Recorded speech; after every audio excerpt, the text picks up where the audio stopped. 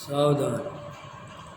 ओम नमः सिद्धिभ्य, ओम नमः सिद्धिभ्य, ओम नमः सिद्धिभ्य। नमो अरिहन्ताणं, नमो सिद्धाणं, नमो आयर्याणं, नमो वज्रायाणं, नमो लोये सव्यसागुणम्। मंगलमय मंगले करन, पीतराग विज्ञान। नमो ताय जाते वै, अरिहन्तादि महान। कर मंगल करहूँ महा, ग्रंथ करन के जाते मिले समाज सब, पावे निज पद राज। मोक्ष मार्ग प्रकाशक।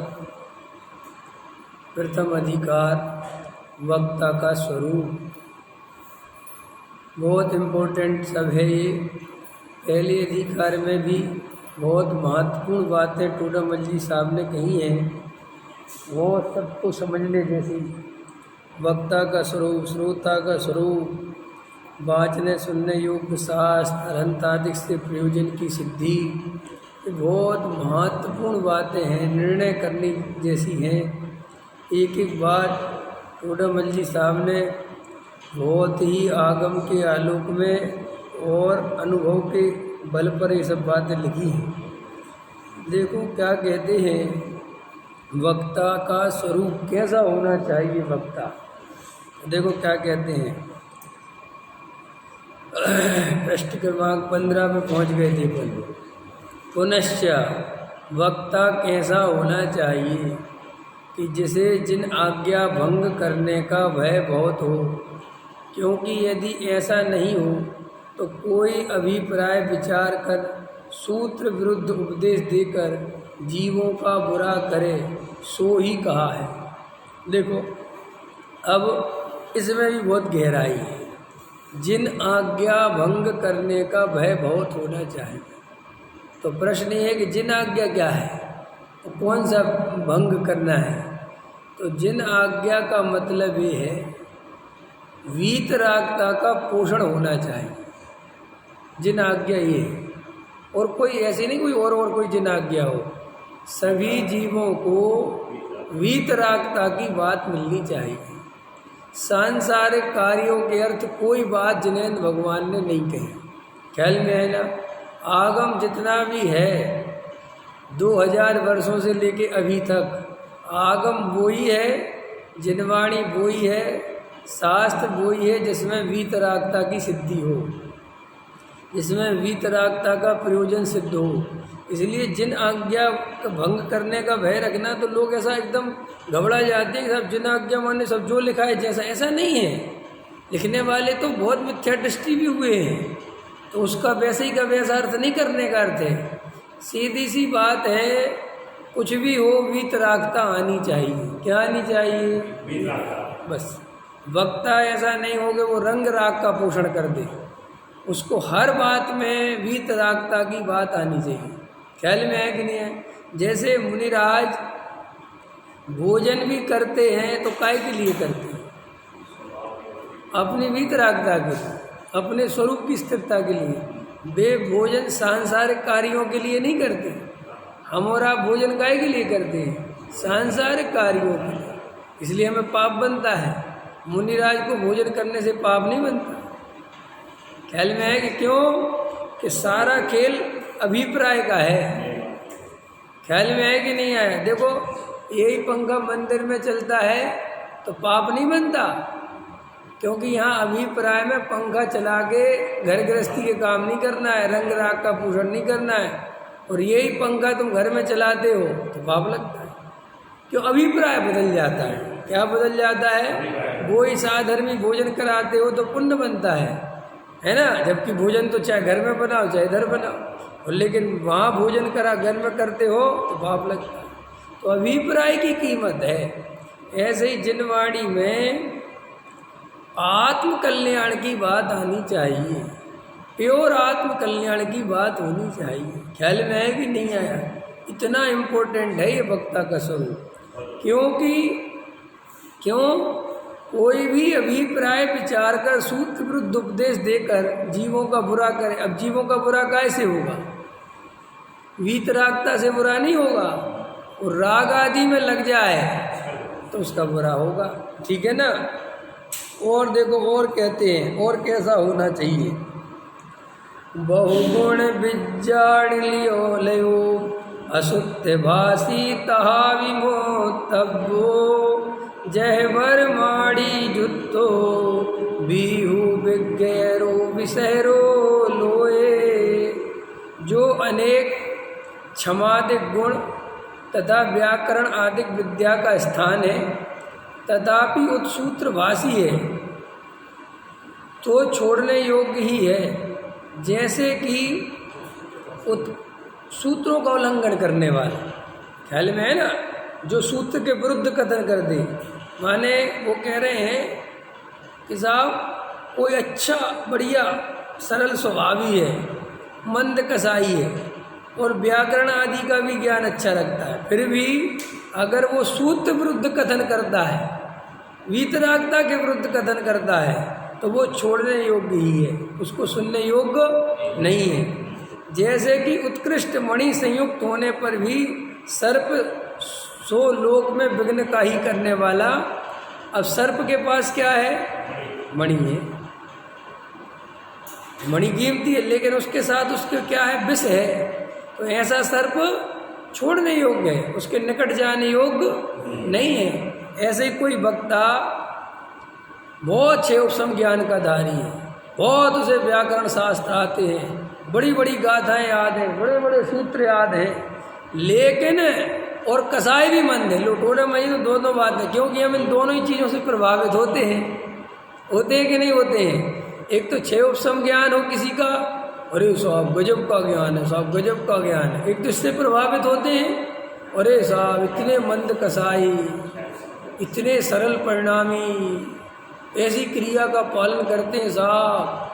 हम इन दो चीज़ों से अधिकतर प्रभावित होते हैं। आम पब्लिक आपको हर जगह, और ऐसा नहीं जैन में, हर जगह, ऐसा नहीं अपने यहाँ हिंदुओं में बहुत साधु महान इसलिए हैं कि उन्होंने घर छोड़ दिया, बस यही महानता का कारण है। कोई इसलिए महान है कि साहब आहार नहीं लेते, मैंने भोजन नहीं लेते, खाली फलों पे रहते हैं।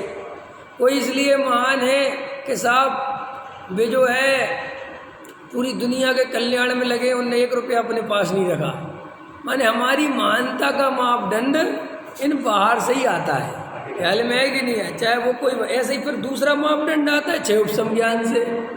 कोई बड़ा विद्वान माने, अरे साहब ऐसी गाथाएं याद हैं, ऐसे श्लोक, ऐसी संस्कृत आती है, ऐसी प्राकृत आती है, और एकदम बढ़िया, तो इससे भी लोग प्रभावित होते हैं। तो टोडामल जी इन दोनों बातों का कह रहे हैं कि साहब अगर वो उत्सूत्र भाषी है, माने वो सूत्रों का उल्लंघन करने वाला है, ख्याल में है कि नहीं आया?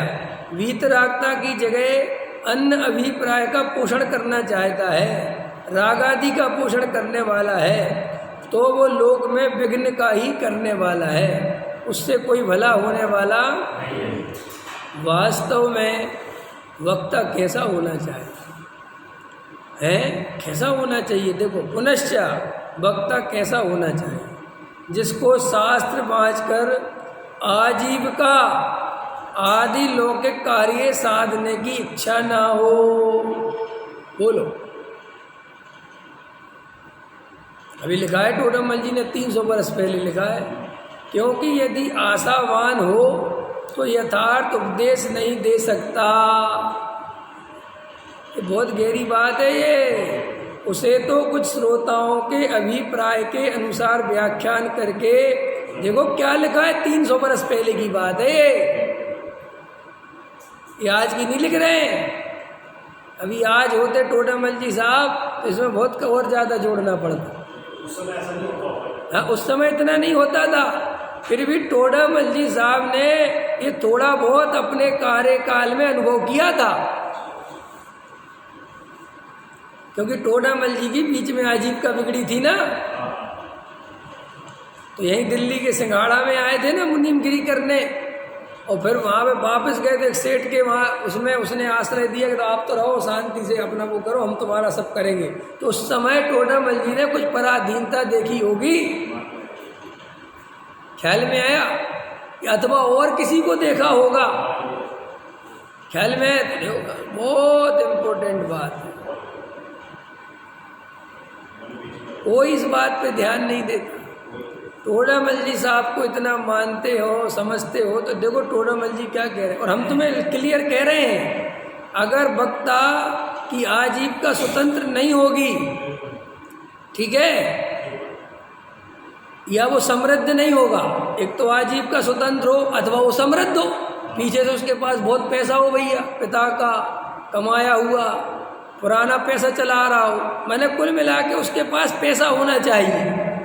अगर वो गृहस्थ है तो मुनिराज की बात नहीं करते, त्यागी वृत्ति की बात, अगर वो गृहस्थ है और वो वक्ता है तो भैया देखो आजीविका है नहीं, और घर गृहस्थी बसा ली, शादी विवाह कर लिया, ठीक है कि नहीं, तो गारंटी से क्या होगा कि वो सेठियों से आशावान रहेगा, वो सेठियों के भरोसे रहेगा। क्या करेगा बोलो, रहेगा कि नहीं रहेगा, रहेगा कि नहीं? 10-5 सेठ भैया हम तुम्हारा खर्चा उठाएंगे, तो उसको मन में लगेगा, जब वो प्रवचन करेगा इनकी तारीफ कर दो, इनके खिलाफ एक शब्द नहीं बोलना, वरना ये बुरा मान जाएंगे तो अपनी तो आफत खड़ी हो जाएगी। ख्याल में नहीं आया? इसलिए टोडामल जी कहते हैं कि लौकिक कार्य साधने की इच्छा ना हो, क्योंकि यदि आशा, लौकिक कार्य साधने की इच्छा तो होगी, अगर उसकी कोई आजीविका नहीं होगी तो बेचारा क्या करेगा। मुझे एक बात बताओ, कोई पंडित विद्वान है, समझना मेरी बात, हम कितने ईमानदारी से बात कर ले, उन्होंने खूब देख लिया, समाज आपसे कहेगा कि अरे साहब आप तो विद्वान हो, आप तो सब हमारे गुरु हो, समझ ना, और आप तो हमसे बहुत आ रहे, हम तो आपकी बड़ी वो करते हैं, ये पैसा क्या चीज़ है, कोई आपको सोचने की ज़रूरत नहीं है, आप तो स्वाध्याय करो, आपकी व्यवस्था हम देखेंगे। ये सब कहने की बातें होती हैं, चाहे वो संस्था हो, चाहे वो समाज हो, कोई हो, महीने 2 महीने बाद उसको वैसे ही समझने लगते हैं कि पैसा दे रहे, प्रवचन कर रहे, कोई एहसान नहीं कर रहे, हम सारी व्यवस्था बनाई है हमने उनकी। और देखो समाज वाले तुम्हारी कितनी व्यवस्था बनाए, बोलो कितनी व्यवस्था बना सकते हैं? 5,000, 10,000, 15,000 यही तो देंगे बेचारे। लेकिन सही बात बताओ, 5-10 हज़ार में आज की डेट में किसी का घर चल सकता है, बाल बच्चे पल सकते हैं? 6-6, 8-8, 10-10 हज़ार की स्कूलों की फीस हो गई है, अब कैसे करेगा वो भला? और अगर वो अपने बच्चों को, सुनो मेरी बात, तुम्हारी बराबरी पर नहीं चलाएगा तो उसके बच्चों में हीन भावना आएगी, नहीं समझे? तो उसको वो भी तो ध्यान रखना पड़ेगा। अरे तुम तो सरकारी स्कूल में डाल दो, तो वो अपने को ऊपर दीनहीन अनुभव करेगा कि नहीं करेगा? वो वक्ता अरे भैया, और वो प्रवचन कैसे करेगा फिर बढ़िया? क्योंकि वो तो बेचारा अपने को कमज़ोर समझने लगा। और देखो तो वो आशावान होगा। अब संस्थाओं में नौकरी करो, संस्था उनकी गलती नहीं है, संस्था में भी क्या करेंगे, पैसा तो लिमिटेड ही दे पाएंगे, और फिर कम से कम पैसे की बात अलग है, वो जो पद है ना वक्ता का, वो बहुत बड़ा है। प्रॉब्लम ये है, जो वक्ता का पद है वो बड़ा है, उससे हमें स्वाध्याय सुनना है, उससे हमें तत्व सुनना है, और हाँ, और उसे हम पैसा देंगे तो जो लक्ष्मी हावी हो ही जाती है सरस्वती पे। ख्याल में आएगी नहीं? क्योंकि वो देने धीरे धीरे लगने लगता है। और ऐसा हम तुम्हें हजारों विद्वानों का जीवन हमारा बता देंगे, लेकिन उनने पूरा जीवन उसी में लगा दिया, तो समाज से या किसी से कह सकते नहीं, वो अंदर से बहुत दुखी रहते हैं। मैंने कितने लोगों से जिनने जीवन लगा दिया बाद में सुना है, वो कहते हमने बहुत बड़ी गलती कर दी। मुझे तो खुद कितने विद्वान मुझसे कहते तुमने अच्छा किया, अपना काम कर लिया। समाज के भरोसे नहीं रहना चाहिए, भले ही कोई बात नहीं, कम समय मिलेगा लेकिन काम अपना करो। ख्याल में आएगी नहीं है? क्यों? क्योंकि उससे तुम पराधीन नहीं होगे, तो पराधीन नहीं होगे तो फिर तुम किसी के भरोसे नहीं होने के कारण, स्वतंत्र होने के कारण सत्य बोलोगे। आगे समझ टैंकल। देखो क्या कहते हैं, क्योंकि यदि आशावान हो तो यथार्थ उपदेश नहीं दे सकता, उसे तो कुछ श्रोताओं के अभिप्राय के अनुसार। अब श्रोताओं का अभिप्राय क्या है अरविंद जी, क्या है श्रोताओं का अभिप्राय? कि तो हमारी तारीफ करो, कहो कि अरविंद जी से बढ़िया कोई नहीं है, अंत समझ में कहो, सुनेंगे हम, समाज में हमारा सबके सामने नाम लो, सम्मान करो। वो ये चाहता है। एक पहले के राजा महाराजा होते थे ना, पहले के राजा महाराजा होते थे तो कवियों को रखते थे अपने पास दरबार में। आपको पता है कवि का क्या काम होता था? कवि का क्या काम होता था? उसको इस बात के पैसे देते थे कि हमारे नाम की बढ़िया कविता लिख के ला। अपने बनारसी दास जी के साथ ही प्रसंग बना था ना, अकबर ने कहा था लिख के लाओ एक बढ़िया बात, तो उन्होंने कहा वे दास करें आस करें वे अकबर की, जो जिन्हें आस नहीं है जिनवर की। जिन्हें भगवान को नहीं जानते वे तुम्हारी आशा करें, हम नहीं करेंगे। अंत समझ में आया कि नहीं आया? तो वो क्या समझ पाया होगा जो हुआ होगा। तो ऐसा जैसे वे कवि पालते थे ना, हमारी प्रशंसा करो, पैसे देते थे, ऐसे ही वर्तमान में बड़े बड़े सेठ विद्वान पालते हैं। विद्वान अपने मोक्षुओं की बात नहीं है, कहीं सब जगह हर जगह, समझ गए ना। बड़े बड़े सेठ पैसे देते हैं, उसके बदले अपनी तारीफ सुनना चाहते हैं। ख्याल में है कि नहीं है? बोलना, इसलिए जिसका जहाँ प्रयोजन होता है वो जहाँ ज़्यादा बोलता है। ख्याल में है कि नहीं है? सब संसार, इसलिए मैं कहता हूँ, बार बार कहता हूँ, तुम्हें आत्मकल्याण करना हो तो वो बताओ, और आत्मकल्याण नहीं करना हो तो वो बताओ। अगर आत्मकल्याण नहीं करना हो तो तुम इस समाज की चिंता करो, समाज के नियम फॉलो करो, समाज के अनुसार चलो, भेड़ चाल चलो, चलते रहो। परंपरा की चिंता करो, जैनियों की चिंता करो, संख्या की चिंता करो, मोक्षों की चिंता करो, संस्थाओं की चिंता करो।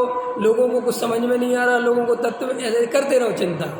ये सब सांसारिक काम है। और अगर आत्मकल्याण करना हो तो ईमानदारी से बैठ के शांति से एकांत में तत्व विचार करना सीखो। सामाजिक फंदों से दूर रहो। भैया हमें नेतागिरी ना करनी है, ना नेतागिरी में फंसना है, और ना हमें किसी समाज की चिंता करनी है। बहुत है चिंता करने वाले, बड़ी मुश्किल से आत्मकल्याण का मार्ग हाथ में आया है। ये अवसर चूकने योग्य, और एक कसाय के प्रसंग बने तो हट जाओ, दूर हो जाओ। कोई तुम्हारे अहंकार को चोट लगाए, हट जाओ। अरे भैया मंदिर में भी अहंकार बनाए, इससे कोई फायदा नहीं है। इसलिए प्योर ईमानदारी से समझना, अगर आत्म कल्याण करना हो तो संसार का स्वरूप देखो और समझ जाओ कि यहाँ कुछ नहीं रखा। ये भाव ऐसे ही नहीं चूके हम अनंत बार, ऐसी गलतियाँ कर कर के चूके हैं। ख्याल में आया कि नहीं आया? इसलिए देखो अपने ऊपर तो उपकार है, अपन को तो टोडामल जी साहब मिल गए, गुरुदेव श्री मिल गए, कुंद कुंद भगवान मिल गए। अब ज़्यादा जगत के चक्रों में मत फंसो, मंदिर में आओ, ईमानदारी से आत्म कल्याण करने के लिए आओ, बिल्कुल प्योर आत्म कल्याण के लिए।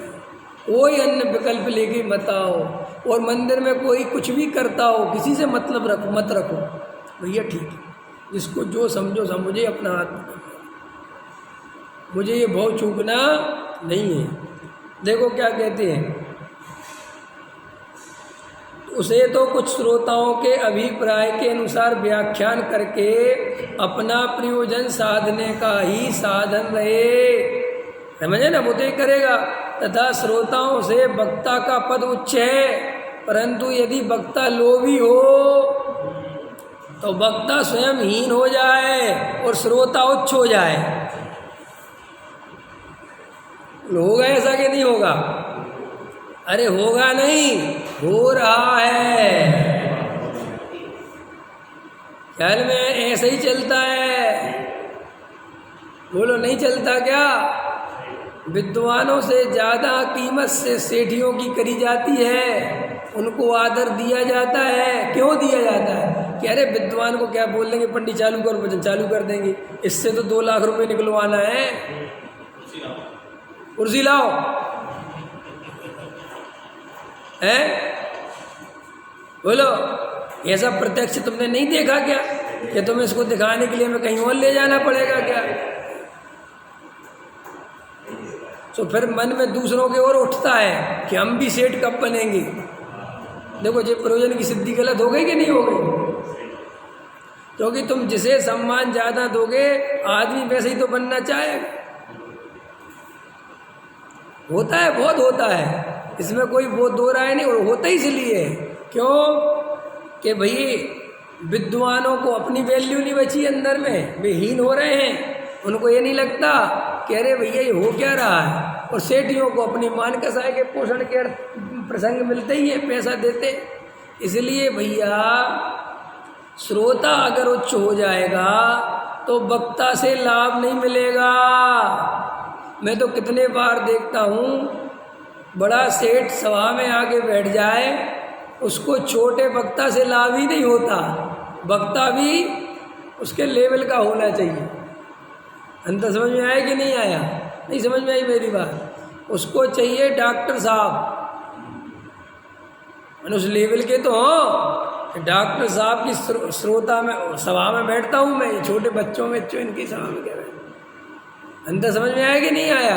तो लाभ भी कहाँ हो तो उसको दिमाग कहाँ चलेगा? वहाँ, और वहाँ वो वैसे बैठेगा। अंतरंग में विचार करो, विचार करो ये हम क्या कर रहे हैं, क्या कोई इस पर विचार नहीं करता। और हम कितनी ही बड़ी बड़ी बातें कर लें कोई कुछ नहीं होता। जब संख्या में ज़्यादा चीज़ मिलने लगती है तो उसकी कीमत ख़त्म हो जाती है, होती कि नहीं? आज सुनने वाले 10 हैं और सुनाने वाले 15 हैं, बोलो क्या होगा? क्या होगा? सोचा कभी? वर्तमान में विद्वान निकलते जा रहे, रोज निकलते जा रहे, नोट निकल रहे। तुम तो कह देते हो कि कुछ नहीं सब अरे भाई मुझे पता है तुम्हारे पास इतना समाज है ही नहीं,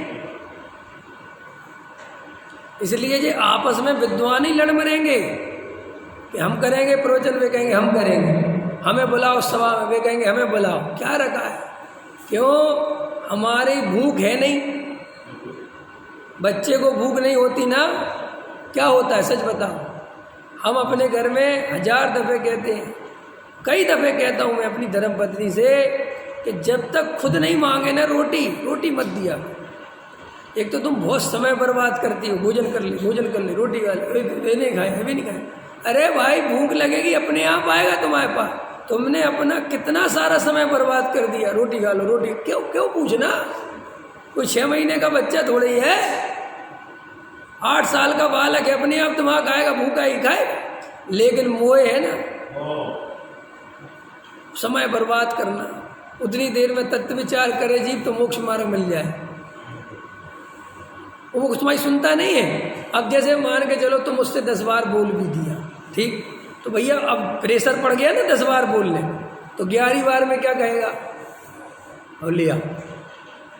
अब तुम तो पूरी मेहनत से लाए, पूरी मेहनत से लाओगे नहीं कि भैया वो ये डाल के खाता, ये चाहिए, उसको ये चाहिए, सबने मेहनत करी, और वो मुश्किल से 2 कोर खाएगा। कितने कोर खाएगा? और वो रख देगा क्योंकि उसको भूख तो लगी नहीं थी। सो तुम फिर पिटाई करोगी। मैंने इतनी मेहनत करी, एक ही, अब देखना गलती कहाँ से चल रही मूल में, उसकी पिटाई कर दी। फिर आर्त रोध ध्यान हुआ, कर्म बंधे, मुफ्त के बंधे ना, बिल्कुल मुफ्त, 1 रुपये के काम के कर्म नहीं दे रहे। अगर उसमें जरा सा विचार करते कि हमें ऐसा मोह नहीं पालना, इतना नहीं ध्यान है, काय को अपन फालतू अपने आप खा ले, तो तुम्हें 100% तुम आकुलता से बचते, तुम्हारी एनर्जी बचती, तुम्हारा उपयोग रूपी संपदा बचती। ये माताएं बहनें अपने बच्चों की इतनी चिंताएं करती हैं, इतनी ज़्यादा, लिमिट क्रॉस। मतलब बच्चा 15 साल का है, 20 साल का है, 14 साल का है, 50-55 साल कर ही रही। भाई माँ की तो बात ही अलग है। काय की अलग है? कौन सी अलग है? ये संसारियों ने कह के माँ जीव नहीं है, उस बेचारी को आत्मकल्याण नहीं करना, वो मोक्ष में नहीं जाना उसको। माँ है, माँ की तो ममता जी अलग है। क्या अलग अलग है? अरे भैया 1 साल का हो, 2 साल का हो, 5 समझ में आती। वो अपनी घरवाली के साथ रहने लगा, उसके खुद के बाल बच्चे, माँ भी तक चिंता करे, बेटा नहीं आया, बेटा नहीं आया। पत्नी से पूछती है, बेटा अभी तक आया नहीं, बेटा अभी तक। और पत्नी तुम्हारे पूछने से बड़ी खिंचियाती है, वो कहती आ जाएगा ना, क्यों बार बार पूछती है। लेकिन जो जन्मों जन्मों की आदत पड़ गई, बचपन से यही काम किया, दूसरा कुछ किया ही नहीं। बेटे का इंतजार करना सीखे, बस पहले स्कूल से आ जाए, फिर व्यापार से आ जाए, नौकरी से आ जाए। अरे भाई ये बहुत कीमती है। अगर मोह में फंस भी गए हो ना, तो इतना पोषण मत करो मोह का कि भाव में डुबो दे। गृहस्थी में अगर पाप के उदय से फंसे भी हो ना, तो इतना मत करो कि भाव चला जाए। इतना नहीं करना किसी के लिए। ठीक है, जितना हो गया हो गया। तो हमने 1000 दफे कहा, तुम्हें ज़्यादा मोह घेरता हो तो ये जरूर सोचा करो, इस पर्याय के बाद अगली पर्याय में वो एक भी संयोग नहीं मिलना, दोबारा देखने नहीं मिलना, वो तुम्हें दोबारा देखने नहीं मिलना है। काहे को इतने परेशान हो रहे हो? और जिस बेटे के लिए तुम इतने परेशान हो रहे हो, सच पूछो तो वो कुछ तुम्हारी चिंता करने से थोड़ी उसका कुछ भला हो रहा है। होता है क्या? है? अब तुम्हारी माँ है मम्मी है तुम्हारी, अब वो तुम्हारी बैठे बैठे चिंता करती रहते, तुम दिमाग लगाते हो कि भाई चिंता कर रहे, तुम काय को कर रही है? क्यों कर रही है तो बताओ। हमारे ऊपर कुछ आफत है, कुछ हम परेशान, तो चिंता भी करो, बैठे ही बैठे चिंता कर रही। बताओ 9 बजे आना था, अभी तक नहीं आया। बताओ आज दो ही रोटी खाई, वैसे तो 4 खाता था, अब इसी बात की चिंता चल रही, आज पता नहीं इसने कम खाया। ऐसा जीवन जा रहा है। बताओ कितनी व्यर्थ की बात हो। जा रहा है मुकेश जी के नहीं जा रहा है? विचार करो भैया, हम क्या कर रहे हैं? इतना उपयोग है, इतना समझने जैसी बात। तो जब वो माँ बिना भोजन की भूख के भोजन कराती है तो भोजन का हर्ष होता है, कोई उसको भोजन करने वाला हर्ष होता है कि नहीं? कोई उसकी इज्जत नहीं रहे। ऐसे ही हमें जितनी प्यास है ही नहीं, उससे ज़्यादा प्रवचन सुनोगे और सुनाने वाले मिल जाएंगे, तुम्हें उसकी कीमत खत्म हो जाएगी। आज भाई साहब प्रवचनों की ऐसी हालत है, सच बता रहा हूँ। सबने एरिया घेर रखे, 15-20 श्रोता सबके सेट है, सब सेट एकदम पकड़ के रखो, अपना श्रोता कहीं भाग ना जाए। ख्याल में आया कि नहीं आया? सेट है मामला। किसी के 25 है, किसी के 50 है, किसी के 100 है, किसी के 200 है, वो तो सेट है। और बेबी एकदम उसी को सुनते हैं बस। हाँ, क्या चल रहा है, क्या है? और वो मोबाइल खोलो तो इसका लाइव, इसका लाइव, इसका लाइव, इसका लाइव, इसका लाइव, चलता कि नहीं चल। मैं सच कह रहा हूँ, ये हम कोई कल्याण करने के मार्ग पे नहीं है। तुम भले ही से प्रभावना और संख्या बताते हो और बहुत लोग सुन रहे हैं, भाई हमें समाज सुधारने का काम नहीं मिला है, हम समाज सुधारक नहीं हैं। समाज सुधारक समझते हो? समाज सुधारक वो लोग होते हैं जो समाज से कुरीतियों को हटाते हैं। कैसी कुरीतियाँ? जैसे राजा राम मोहन राय समाज सुधारक हुए, दयानंद सरस्वती समाज सुधारक हुए, आर्य समाज वाले सब जिनके समाज सुधारक लोग हैं, इनका धर्म ही समाज सुधारक है। समाज सुधारक वाले शराब छुड़वाना, गांजा छुड़वाना, तंबाकू छुड़वाना, नशे की चीज़ें छुड़वाना, सत्य व्यसन छुड़वाना, ये समाज सुधारक है। हम समाज सुधारक नहीं है, हमें तुमसे कोई लेना देना नहीं है। हम तो सिर्फ आत्म कल्याण की बात बताएंगे, भव का अभाव कैसे होता है ये समझाएंगे। हमें कोई लेना देना नहीं तुम्हारे समाज में तुम क्या कर रहे हैं। क्यों? समाज सुधारने की व्यवस्था बहुत लोग कर रहे हैं, ये तुम अकेले नहीं कर रहे। सब लगे, पूरी दुनिया लगी समाज सुधारने, नेता भी लगे, सभी लगे। भाई बड़ी मुश्किल से ये आत्म कल्याण की बात अपने हाथ में आई है और अपन और इसमें लग जाए कि हमें समाज में ये करना है, वो करना है, लोगों में जागृति लाना। क्या लाना है? किसी में नहीं जागृति। अरे भैया, हमें अपना आत्म कल्याण करना है, वेद ज्ञान करना है, आत्मानुभव करना है, हमें किसी की चिंता नहीं करनी। जिसको जो करना हो करो, जिसको जैसे रहना हो रहो, जिसको जो समझ में आए समझो। क्यों? हमें इतना पता है कि अगर आत्म कल्याण की सच्ची भावना तुम्हारे हृदय में जग गई तो तुमसे बढ़िया आदमी पूरी समाज में नहीं होगा। और अगर तुम्हारी आत्म कल्याण की भावना नहीं जगी तो तुम समाज कितने ही सुधारने की कोशिश करना, समाज सुधरेगा नहीं, क्योंकि आधार नहीं है कुछ भी सुधरने का। सज्जनता अंदर से आनी चाहिए। क्या कहा मैंने? दूसरे के द्वारा दी गई सज्जनता 2 कौड़ी की है। ख्याल में आ गई बात? समझ में आ गई? तो इसलिए एक तो भैया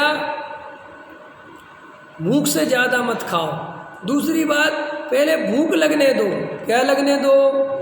तुम अगर भूख लगने ही नहीं दोगे और भोजन करते चले जाओगे तो अपच हो जाएगा। ऐसे ही हम सुबह प्रवचन होता है, दिन भर विचार नहीं करते, क्या चर्चा आई, क्या बात आई, क्यों आई, किस लिए आई, कोई विचार नहीं। फिर शाम को आ गए प्रवचन पे, फिर वो भी सुन लिया, फिर ना उसका विचार किया। तो ये क्या हो रहा है कि मन में तुम्हें ये लग रहा है कि हम तो 2 टाइम स्वाध्याय सुनते हैं और विचार 1 टाइम नहीं किया, तो वो खाया खोया बह गया।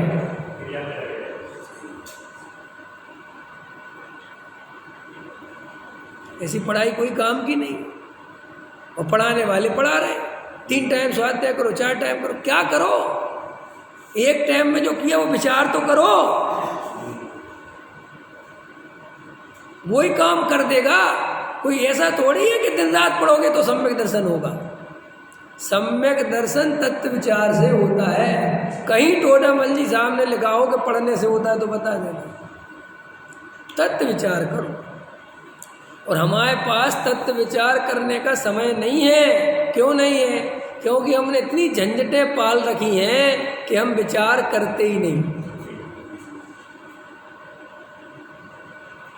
लोग कहते साहब, अभी हमारे कल एक बात चल रही थी किसी से, नाम तो मैं लेता नहीं, विद्वान है, उन्होंने कहा साहब हमारे गुरुजी हैं लेकिन हमारा उनसे मित्रवत विवाह है। तो हमसे कहने लगे, यार विवेक ये हो रहा है, ये हो रहा है, ये हो रहा है, वहाँ। मैंने कहा सब होने दो, सर्वज्ञ के ज्ञान में जो झलका है वही हो रहा है, सब बढ़िया हो रहा है। नहीं समाज में विघटन हमने होने दो, हम समाज वाले नहीं हैं। हम समाज वाले हैं। बोलो रमेश जी, तुम रमेश कुमार जी हो के आत्मा हो, तुम जैन हो के आत्मा हो, तुम दिगंबर जैन हो के आत्मा हो, तुम भीम गली वाले हो के आत्मा हो। निर्णय तो ये करना है, ये तो करता नहीं। समाज में विघटन हो रहा है, लोग ही केसाएँ बढ़ रही हैं। आजकल पता नहीं क्या माहौल बना। अरे भैया बनने तो जो बन रहा है। तुम्हें हाथ में जो पैसे वाले होते ना, जब अपना व्यापार अच्छा चल रहा होता है तो किसी की और की फैक्ट्री नहीं चल रही होती है तो अरविंद जी कितनी चिंता करते हो। तुम्हारे पास आर्डर बहुत है, तुम्हें फुर्सत नहीं है, लेकिन तुम्हारे पड़ोसी के पास नहीं है तो तुम्हें चिंता होती है। अरे तुम कहते हमें किसी की चिंता करने की फुर्सत ही नहीं है। हमने कहा अरविंद जी से एक बार कि तुम किसी और की चिंता, कहा नहीं ऐसे कह रहे हैं, हमने कहा तुम किसी और की चिंता कर लिया करो भैया। अरे पंडित साहब हमें अपनी तो फुर्सत नहीं मिल रही, हम दूसरे की क्या चिंता कर रहे हो। लोक में कितना चतुर है, लोक में हम कितने चतुर हैं कि नहीं। लेकिन धर्म के क्षेत्र में अपनी चिंता छोड़ के सारी दुनिया की चिंता। मंदिर में पूजा करेगा तो वहां पे भी ये दिमाग लगाए जी, देखा हमने दर्शन करके 2 मिनट में चला जाता है, कभी प्रक्षाल में नहीं आता। और मैंने देखा वाह स्वाध्याय में नहीं बैठ रहे भैया, काय को इतना उपयोग बर्बाद कर रहे हैं, क्या मतलब है तुम्हें। आए नहीं आए, 2 मिनट जाए 10, क्या मतलब है? यही चलता रहता है, इसी में लगे होंगे हो। कोई मतलब नहीं होना चाहिए, जिसको जो करना है करो भैया। हमें तो शांति से आधा घंटा भी मिला है तो आत्म कल्याण के बारे में सोचना है, अपने स्वरूप का विचार करना है। मुझे किसी समाज का मैं नहीं हूँ, मैं कोई दिगंबर श्वेतांबर नहीं हूँ, मैं कोई शरीर संयोग वाला नहीं हूँ, मैं किसी समाज में से नहीं हूँ, मैं तो चैतन्य समाज में से हूँ, मैं तो जीव राजा हूँ, मैं तो जीव हूँ। मुझे किसी से कोई लेना देना, मेरे ऊपर कोई भार नहीं है। अरे भाई, जब एक पुद्गल परमाणु का कर्ता जीव नहीं है, जब अपनी स्वयं की पर्याय का कर्ता जीव नहीं है, तो इस समाज का कर्ता कैसे हो सकता है? सर्वज्ञ भगवान ने जिस द्रव्य का, जिस क्षेत्र में, जिस निमित्त से, जिस पुरुषार्थ से जैसा परिणमन देखा है, वैसा परिणमन होगा कि नहीं होगा? तो फिर हम क्यों चिंता करें दुनिया की? और विकल्प आएगा, प्रश्न करना चाहिए तुम्हें। कैसा ऐसी कैसी बात कर दी? कोई हम मुनिराज थोड़ी बन गए, है कि नहीं? विकल्प आने का निषेध नहीं है। क्या कहा मैंने? विकल्प तो आएगा, लेकिन उस विकल्प में परम हे बुद्धि बरतनी चाहिए। वो विकल्प हितरूप दिखाई देना, वो ऐसा नहीं लगना चाहिए कि नहीं नहीं तो बढ़िया चीज़ें समाज के बारे में नहीं सोचना चाहिए। विकल्प भले ही आ रहा है, लेकिन ये आने योग्य और श्रद्धा ये होनी चाहिए कि मेरे विकल्प से कुछ होने वाला। और मैं तो कहता हूँ अपन तो बहुत अच्छे हैं, अपन को समाज का नेता नहीं बनाया किसी ने, अपन कहीं के ट्रस्टी नहीं है, अपन बड़े विद्वान नहीं है, अपने से कोई सजेशन लेने नहीं आता। लोग समझ गए ना, अपन तो बहुत भाग्यशाली है। तुम तो आत्म कल्याण कर लो चुपचाप। जैसे कहते ना, तुम साधु हो ये अच्छी बात है, तुम्हें आचार्य नहीं बनाया। ख्याल में है ना? ऐसे हमें कोई नहीं जाने, समझा करो ये सौभाग्य है। रमेश जी, अभी तुम 2-4 लाख दान दे दोगे, तुम्हारा मंदिर में बैठना मुश्किल कर देंगे, फिर तुम्हें कुर्सी डलेगी, फिर तुम कुर्सी के चक्कर फंस जाओगे, फिर शांति से नहीं सुन पाओगे। जैसे अभी शांति से आते हो और जैसी शांति से जाते हो, अगर तुम्हें ट्रस्टीशिप दे दी और 10-15 लाख तुमसे ले लिया, बस तुम सब भूल जाओ। तुम्हें जो भीम गली की दीवारें अपनी दिखने लगेंगी, मेरी है।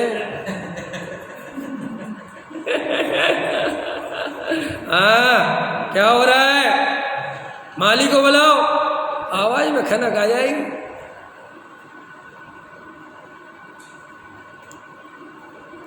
देखो तुम्हारे अधिकार जमाने लगते हैं, पर जो रोज मंदिर आने लगते हैं ना, मालियों पर भी अधिकार जमाने लगते हैं। जो कभी कभी आते वे बेचारे माली से कुछ ज़्यादा नहीं बोलते, रोज आते, माली इधर आओ, तो भागता बेचारा। ख्याल में है कि नहीं है? ये हमारी भाषा बताती है कि अभी तुम्हारे अंदर अहंकार है बहुत। ऐसे नहीं बोलना। मंदिर में तो कम से कम सबको भगवान देखो, तो वो माली भी भगवान है कि नहीं? सब भगवान। अरे भैया सुनो, भैया ऐसे करो। हमारे यहाँ अंतरंग में इतनी शुद्धता होनी चाहिए मंदिर के अंदर, तब आपको पता चलेगा हम वीतरागी के दरबार में खड़े हैं। जिन्हें भगवान की भक्ति बहुत भाव चाहिए भैया, बहुत। इस सर्वोत्कृष्ट 3 लोक के नाथ है, टोडामल जी साहब ने लिखा सर्वोत्कृष्ट पदार्थ। इसलिए अंतरंग में विचार करो। देखो निहाल भाई का निहाल भाई की बात है। निहाल भाई से कहा कि आपको गुरुदेव याद करते हैं और आप आगे नहीं बैठते, आपको लोग नहीं जानते, लोग आपको जानना चाहते हैं कि निहाल भाई हैं कौन जिनको गुरुदेव इतना याद करते हैं। तो निहाल भाई क्या कहते थे? अनंत सिद्ध जानते हैं, ये कम है क्या जो इन संसारियों के जानने में आऊं। कैसी परिणति होगी। और हम तो इन संसारियों को कि हमें जान जाए पैसा दे दे के जनवाना चाहते हैं। बोलो है। विचार करो भैया, खूब विचार करो, खूब विचार। अभिप्राय के अनुसार व्याख्यान करके अपना प्रयोजन साधने का ही साधन रहे तथा श्रोताओं से वक्ता का पद उच्च है। परंतु यदि वक्ता लोभी हो तो वक्ता स्वयं हीन हो जाए और श्रोता, और अगर श्रोता उच्च हो जाएगा तो क्या गड़बड़ होगी रमेश जी? क्या गड़बड़ होगी? गड़बड़ ये होगी कि तुम उससे लाभ ही नहीं ले पाओगे वक्ता से, क्योंकि जब श्रोता अपने को बड़ा मानेगा तो वो वक्ता से कोई लाभ लेने वाला। इसलिए जिन श्रोताओं को ऐसा लगे कि हम बड़े हैं, उनको उस वक्ता के स्वाध्याय में नहीं बैठना। क्यों? क्या भैया वो तुम लाभ नहीं लोगे। लाभ क्यों नहीं लोगे? क्योंकि तुम्हारे मन में लगेगा उससे ज़्यादा तो हमें पता है। इसलिए बहुत सारे देखे तुमने जगत में कैसी स्थिति है, वर्तमान में कोई किसी को लाभ नहीं दे पा रहा। क्यों नहीं दे पा रहा? क्योंकि सब अपने आप में होशियार हो गए। ख्याल में है कि नहीं आया? कैसे चलेगा? इसलिए शांति से बैठ के विचार करना कि ये आत्म कल्याण करने का मार्ग है भैया। कुछ नहीं रखा, 4-6 लोगों में 10 लोगों में तुमने ये ख्याति लाभ पूजा आदि के चक्कर में भव गवा दोगे। जो वक्ता ख्याति लाभ पूजा आदि के लिए प्रवचन करते हैं वे अनंत पाप कमा रहे हैं, चाहे वो मैं ही क्यों ना हूँ। मैंने कल बात कही थी उन विद्वान से कि भाई साहब अगर गहराई से विचार करो तो ये जो ग्रस्तपने का वक्ता है, जो अज्ञानी वक्ता है, जिसको सम्यक दर्शन आदि नहीं है और जिसके अभिप्राय में ख्याति लाभ पूजा आदि की चाय से स्वाध्याय आदि करता हो, मान कसाई के लिए स्वाध्याय करता हो, ऐसा अभिप्राय अंदर रखा हो और ऊपर से सरल बनता हो, ऊपर से सहज बनता हो, तो देखो वो कितना पाप बांध रहा है गद्दी पे बैठ के। तो कितनी गजब की बात। तो उनने कहा कैसी कितनी गहरी बात कर दी तुमने। मैंने कहा ये परम सत्य बोल रहा हूँ। अगर आर्त रौद्र ध्यान होता है दुनिया में और वो सत्य उससे कर्म बनता है तो बोलो हमें आर्त रौद्र ध्यान हुआ कि नहीं हुआ। उनने एक प्रसंग सुनाया कि वो कहीं स्वाध्याय करने गए बाहर, तो वहाँ पर 1 साल पहले भी गए थे। तो एक श्रोता ने आके ये कह दिया कि आपने ये उदाहरण तो पिछले साल भी दिया था, कुछ नया उदाहरण सुनाओ। तो कहने लगे वो तो कह के चला गया, लेकिन मुझे रात को 3 घंटे नींद बर्बाद हो गई मेरी। सब ये कह के चला गया मेरे से, है समझ में आया कि नहीं आया? अब वो तो कह के चला गया, वो तो सो गया होगा, मुझे पता है। श्रोताओं का तो काम ऐसा ही है। परेशान कौन रहता है? क्योंकि इसके ऊपर कर्तृत्व भरा हुआ है। मुनिराज के ऊपर कोई भार नहीं रहता, ज्ञानियों के ऊपर या अज्ञानियों के ऊपर भार रहता है। मुनिराज के सामने कोई 10 प्रश्न पूछे, मुनिराज परेशान नहीं होते कि हम इसको सुबह में कहते हैं हमें क्या लेना, तो सुबह की सुबह से देखेंगे। लेकिन हम तुमसे पूछाओ रात भर परेशान, यार सुबह उसका समाधान कैसे करें, कैसे क्या करें, क्या भार है। आएगा तो हो जाएगा, नहीं आएगा तो मैं क्या करूँ। ऐसा अंतरंग में विचार करोगे तो वक्ता की कीमत और वक्ता की जिम्मेदारी बहुत है। इसलिए वक्ता कैसा होना चाहिए ये चर्चा अपन ने यहाँ तक तो ले ली। अब पुनश्चय वक्ता कैसा होना चाहिए इसकी चर्चा कल करें। सहजानंदी शोध स्वरूप